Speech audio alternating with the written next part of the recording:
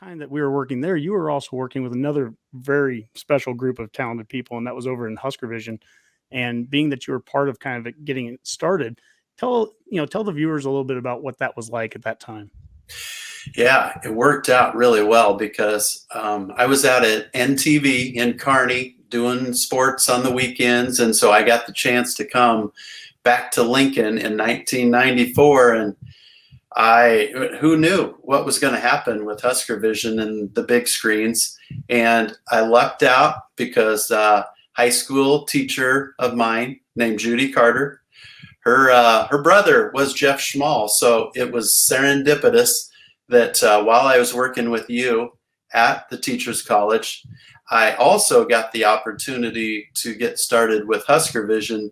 And it was a glorious time. I don't think, obviously, anybody knew just exactly, the span that we were going to go through in the 90s. But, man, to be able to be right there on the sideline, Matt, it was 73 straight home games that I was on camera too. And can I tell you, never got old. Never. I mean, every week I would just look forward to, I'm racing to the game and I'm on camera too, which meant I was usually on the camera that went up and down the sideline on the pickup. And there is nothing in this world like me getting the chance to see Tommy Frazier to Reggie Ball, and I track it. And then I sat back, and then me and 76,000, we watched that play on the big screens. They weren't as big as the big screen now, but holy buckets, there's nothing like that.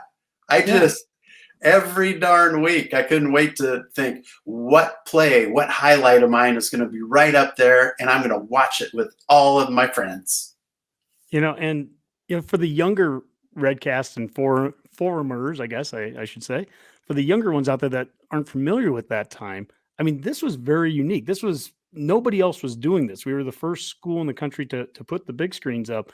And so when it was being presented to you, even the option, I mean, were you kind of blown away that we're trying to do this? I mean, had you heard anything like this being done? No. And like you say, the first college-only venue in America, which is kind of mind-blowing when you stop and think about it. But it was the early 90s, and thank goodness we had a guy like Bill Byrne who really did see well into the future. He is a visionary type, and he got things going, and I couldn't have been luckier than to get on early in the whole HuskerVision process. Well, you think about that in the history of Nebraska, we've won so many football games and one of the winningest programs. And we come from this small populated state. We don't have the mountains. We don't have the oceans. And you have to create your own competitive advantages. And over the years, Coach Osborne would do that with strength and conditioning. We'd do it with nutrition. And that was kind of the 90s way of doing it, was technology. We're going to use HuskerVision. And what a competitive advantage it was. And you mentioned a person who was very involved with getting it started, Jeff Schmahl. And I think that, I'd like to show a little video here, and then it'd be nice to kind of talk about Jeff and what his contributions were early on. Jeff Schmahl made his 10-11 sports anchoring debut in 1979. Heisman Trophy winner. I think probably one of the first thrills was being around people who I'd been watching grow up on TV. I mean, it was Mel Maines, it was Bob Taylor, it was Mark Ammon, and now I'm right there in the midst of it. Many of Jeff's 14 years at 10-11 were spent teaming up with Dick Janda. Yeah, Dick was my mentor. A special bonus for Jeff was getting to cover sports in his hometown. One of the most dominant figures in the city of Grand Island each fall. In 1993, Jeff left 10-11 to help build HuskerVision, literally from the ground up. 10-11 gave me the training, and we were the first college stadium to put big screens in our own stadium. That was very, very gratifying. Jeff allowed me to join him at HuskerVision in the spring of '94. Well, the thing I remember about you, Lance, was, and it was similar to me, and that was passion.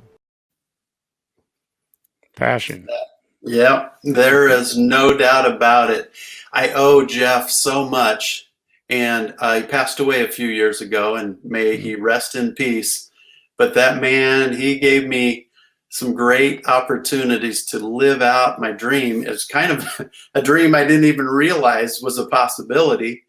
But man, I was working with you at Teachers College, but just about as soon as 4:30 came, I was headed to the stadium, and it was like, to get the opportunity, there were a number of days where I wasn't getting paid to do what I did. And it was okay, because I was living out my dream, getting to talk to these larger than life personalities that were just winning and winning and winning.